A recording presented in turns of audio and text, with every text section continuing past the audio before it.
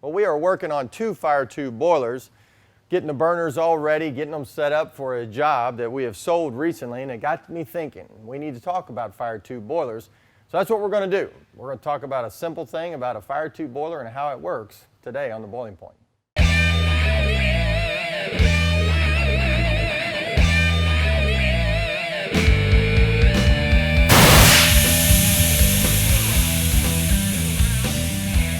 Welcome to The Boiling Point. I'm with Stephen Taylor, Rental and Equipment Manager here at Ware. I thought today we'd talk a little bit about the Firetube boiler. We've done a lot of Boiling Point episodes, but we've never really talked about the Firetube and really how it works. So it's a very probably simple discussion, but I think it's something that we should talk about. So let's just first talk. We've got our burner. We've got a 150 horsepower boiler. It's 150 PSI design. Yes. And then let's talk about how the flame goes in and how the transfer of the gases go. Yeah. We'll get a better view from the back, but from the front, the flame goes down the center tube, which is the Morrison tube. It hits the turnaround area in the back, which is cut off. It's separated by other refractory. Hits the lower section of tubes, come to the front. Again, hits a turnaround, goes through the back section tubes, and out the stack at the back. It's a 3-pass. Okay, so the actual flame is actually down the middle of the Morrison tube, so the gases are inside the tube. Water is around the tube in a Firetube boiler. On a Firetube boiler, the fire is in the tube. Water tube boiler, water's in the tube. Okay, now on a Firetube boiler, you can have a 15 PSI, 150 PSI design like this, 250 and on up, obviously. Yep. But what makes the difference? How do they actually do that? It's all in the thickness of the steel and the way they go through the ASME code and how they build the boiler. It's built to a spec for that pressure design. Okay, and from an efficiency standpoint, maybe talk a little bit about that on how that works with the tubes. The biggest thing on efficiency is the higher the pressure, the less efficient the boiler is going to be, because the more energy you have to put in that water to create that higher pressure steam. Okay. That's the biggest issue. Okay. From a tube standpoint, you know, everybody's going to XID tubes to get more efficiency, to get more heat transfer through the tubes, and that's about the only difference there is. Okay, so how much steam does like a 150 horsepower boiler produce? 5,100 pounds an hour. Okay. So where's the steam at in a boiler? Steam disengaging area, the water level is about here, just about the bottom of this, top of this connection.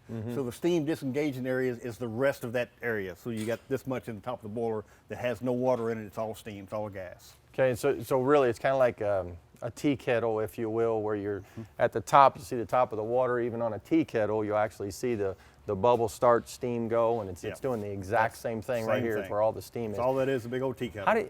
How do they keep the water from sucking out of the boiler? It's a natural phenomenon as long as the water is pure. In other words, as long as your TDS is down to a certain level within limits, then the water won't go out with the steam. The water stays in the boiler because of the pressure, just holds the water there. The only thing will go out is the steam. We have a dry pan in there that helps that, but as long as the water level is held where it's supposed to be and your total dissolved solids are where they're supposed to be, the only thing going out is the gas, the steam itself. That's all that's going out in the nozzle. Okay, another question. Why would someone use a Firetube boiler versus a water tube boiler? In a smaller boiler, it's a lot less money. It's just more economical to use a Firetube than it is a water tube. That's just the long and the short of it. Okay, what about ramp up on steam? Which one's quicker? The water tube is quicker. The other thing that is good about a Firetube, if you have a batch process where you have a big steam valve that opens up and sucks all kinds of steam, then shuts back off. The Firetube has a lot more steam holding area. The disengaging area is a lot larger on a Firetube than it is on a water tube. Okay. Water tube makes steam immediate. A Firetube makes steam and holds it there, and then you have something to surge with. Okay. Now we talked a little bit about the tubes. Why don't we walk around back and we'll take a look at the tubes and see that.